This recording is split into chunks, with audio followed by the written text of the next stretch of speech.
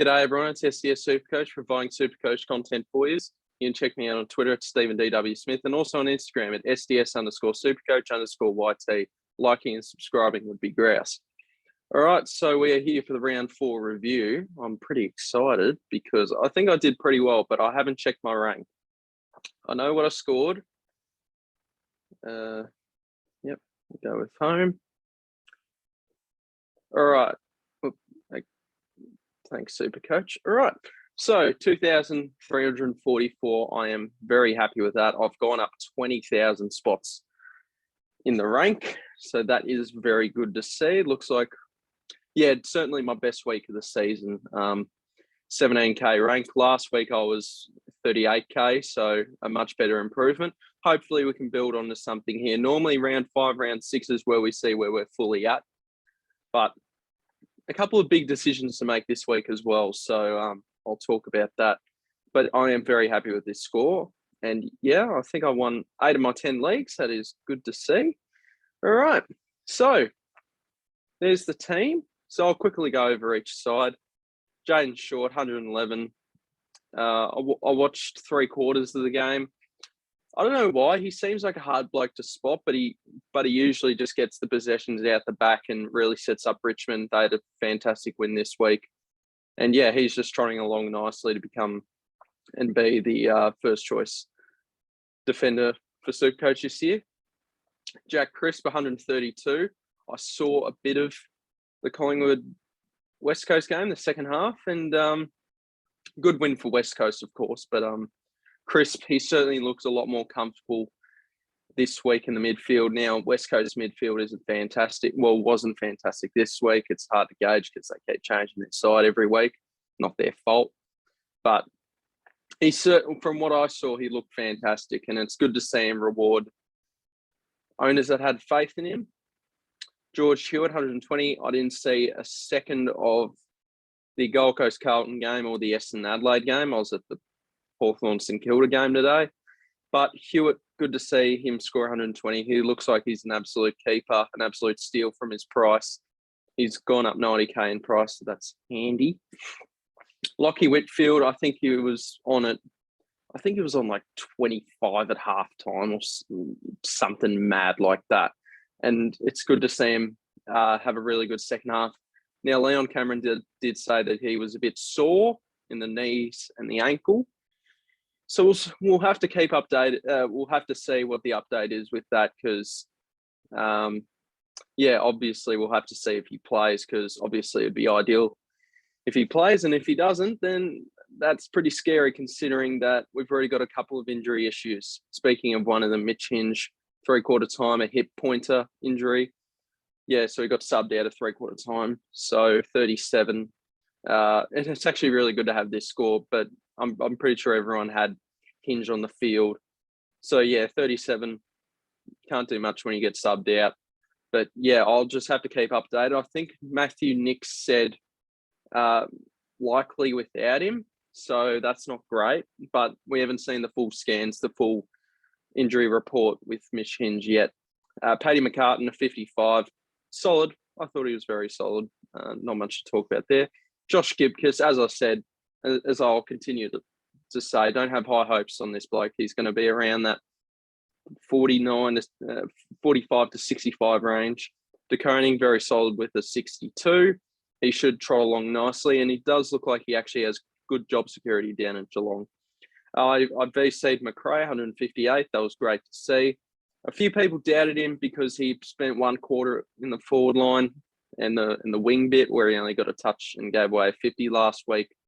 But Jack McRae, I think, yeah, regardless of the situation, you've either got to have the VC on him or the C each and every week if he's playing. Jack Steele, 125. Yeah, he belted Hawthorn's midfield as midfielders seem to do every week. But yeah, Jack Steele, he's trotting along very nicely, and I now don't feel as bad for the pick. I don't know his break even. I will go through the break evens when I see them. Lachie Neale, 128 with a tag down at the Cattery. Always a tough game down there. But it was good to see him get a very solid score. You wouldn't be awful if you VC'd him. Obviously, there's a couple more options, a couple of really good scores out there as well. Tuke Miller, 105. I didn't see the game, so I won't talk much about it. But yeah, just dropping off a tad.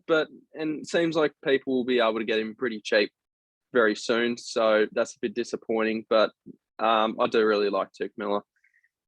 Paddy Cripps, 38. Oh boy, isn't this quite disappointing?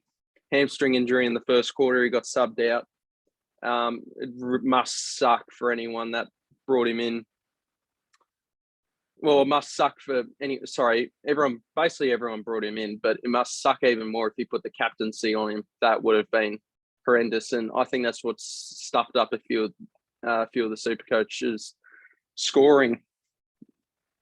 Juan Francis, 93. Yep, he's going to be a very good rookie. He'll continue to make money, and he is basically a guarantee to play every week if he's healthy. Nick Dacos, 125. Yeah, he was fantastic. He had a 53 one of the games this year, but yeah, he's just a very good rookie. It's hard to see him not winning NAB Rising Star. But this man, Josh Rochelle, seems to be putting in a decent case. I guess all three are. But Josh Rochelle, 106, very nice.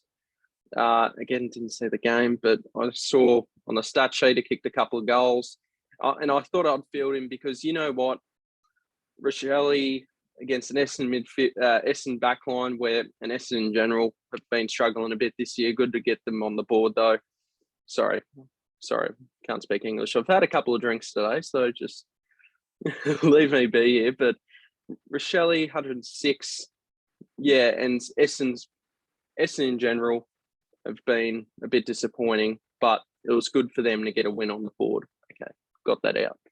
Josh Ward, 41. Yeah, didn't see much of him today. I still think he's got a good score in him, but it's going to be hard to keep him when he's just constantly dishing out 55 to 40 scores. Yeah, so yeah, he could be. I wouldn't blame you if you got rid of him. I'll have to see who's everyone trading in and who everyone's bringing in. Connor McDonald, 23. Yeah, barely saw him this game. Still a young kid. Maybe he needs a rest soon, but I'm actually not sure how much more money he's going to make, but I'll check all the break-evens later on.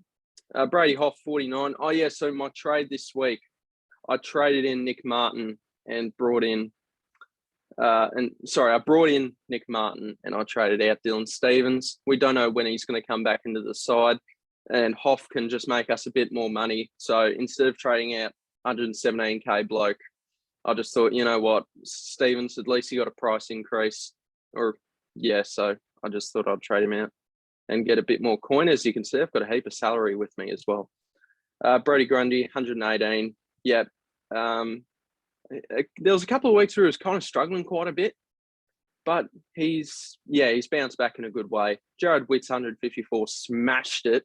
I'm very impressed. And you know what? Thursday night for the footy and Supercoach Twitter, it got really toxic. I don't know about you guys. I don't know if you check it frequently or whatever, but it got really toxic, in my opinion, because I was down in the dumps Thursday night. That was Gorn went bang, Butters went trash, but Wits just So I traded out Gorn, and Wits certainly paid off, and that was just so relieving for me because he's 200k cheaper and he's dishing out basically nearly similar scores to Gorn. Obviously, Gorn's scoring more, but it's given me more avenues to just be more flexible with trading and upgrading my side.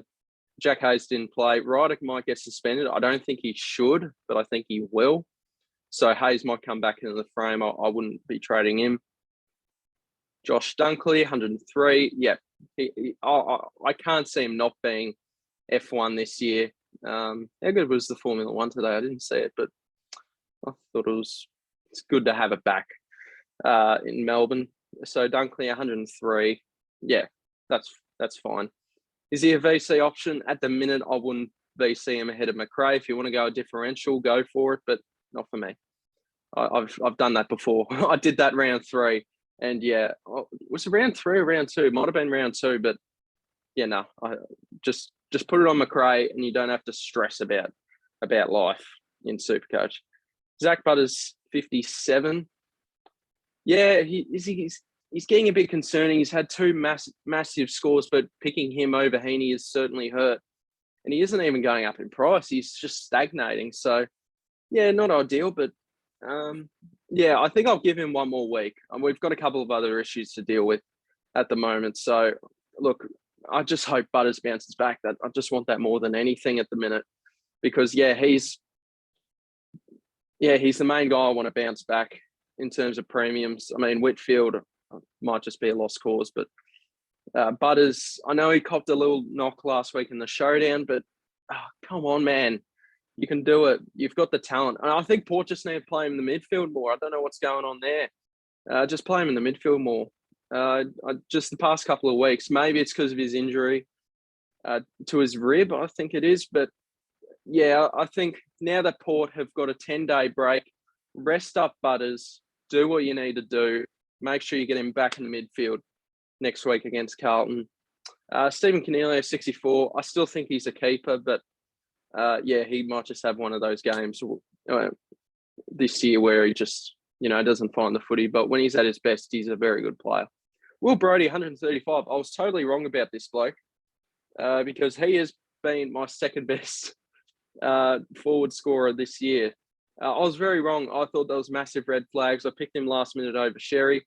And look, Brodie's turned out to be a better pick. So I was that close to not going with him. But, yeah, it's good to see Will Brodie doing well. And it's hard to see him leaving the side. Like, surely because Justin Longmuir is coming back to coach this week and hopefully he doesn't get back to 60% time on ground. Jamie Graham's been doing the coaching for Freo. Tristan Sherry, 46. Yeah, his first bad game of the season, but I still thought he was a bit harsh. It was a bit harsh with his scoring because he's what were his stats? I'll try to think it off the top of my head. He had 6 touches. I think that's what let him down. But 20 plus hit outs, a goal. There was some other stuff, but I think a 46 is pretty harsh. Maybe he just needs to get more of the pill. Durden was my emergency loophole. My captain's loophole. Nick Martin, 84. Yep, he's just going to be a good rookie that's going to make a lot of money. I'm very happy to have him in the side finally. And yeah, he's a very safe forward F6 option. And Hugh Dixon, 96. That was probably the one score on my bench but who are you going to field Dixon? I might put the VC on him now, but yeah, I just didn't see it coming from Dixon. But well done. And it should keep him on the side for another couple of weeks, you would think. Okay, so I actually want to check out the break evens. So what have we got dealing with? Short 112, that's fine. Crisp. I mean, none of the premiums matter that much. Whitfield, 86, he can get that.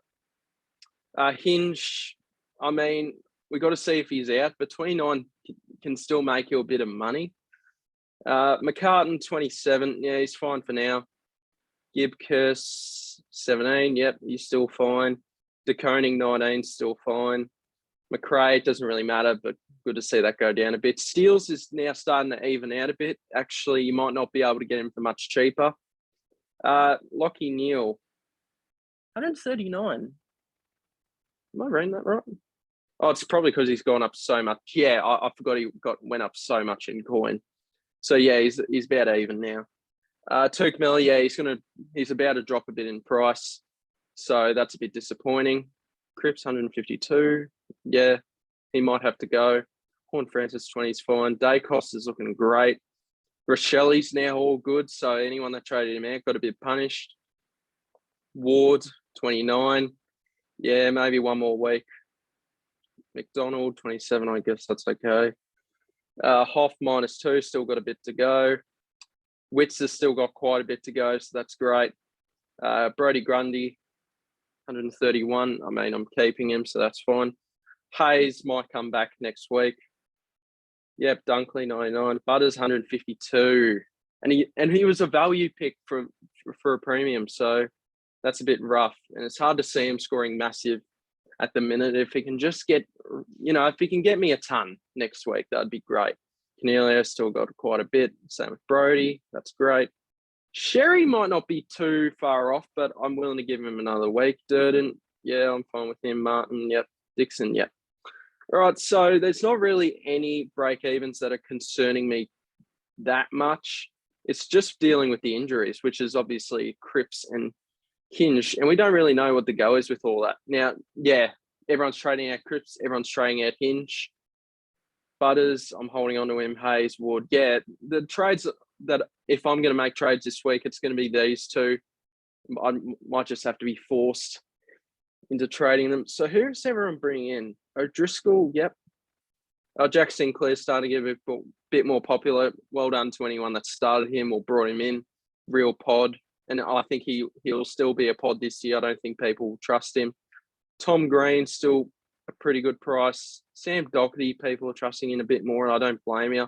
Bruce might get a week. So I think you just got to watch on that.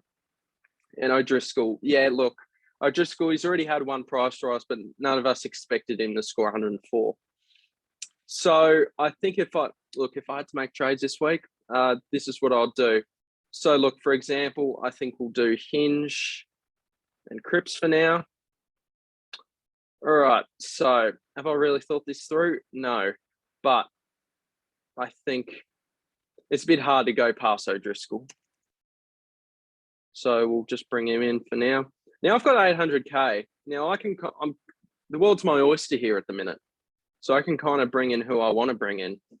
Does it have to be a midfielder though? I don't know. I'm not really sure if I want to bring in a midfielder to replace. But to be fair, I mean, I guess I could sub in Brody or Sherry or Brody or Dunkley or Canelio, and that's actually what I might do because I am very interested in bringing in a forward because I feel like that's the one position I need a bit of help with.